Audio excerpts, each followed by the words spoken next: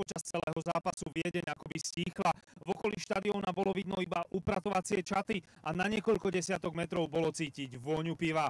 Okolie štadióna sa hemžilo policajtmi, záchranármi aj hasičmi, aj preto vo Viedni nedošlo k väčším výtržnostiam. Krátko po zápase sa zo štadióna zdrvení Nemci ponáhľali rýchlo preč. V sektore Španielov však akoby vybuchla bomba.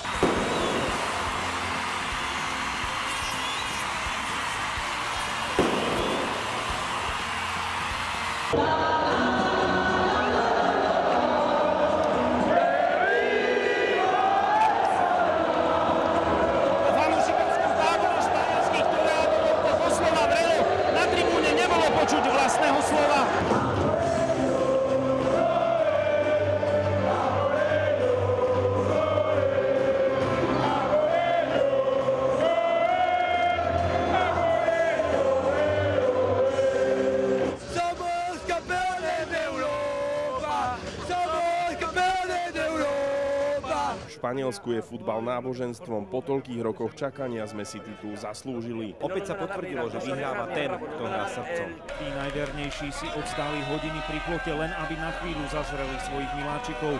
Počas presunu fanúšikov do centra viedenské metro dostalo poriadne zabrať. Žiadne škody na majetku však neboli.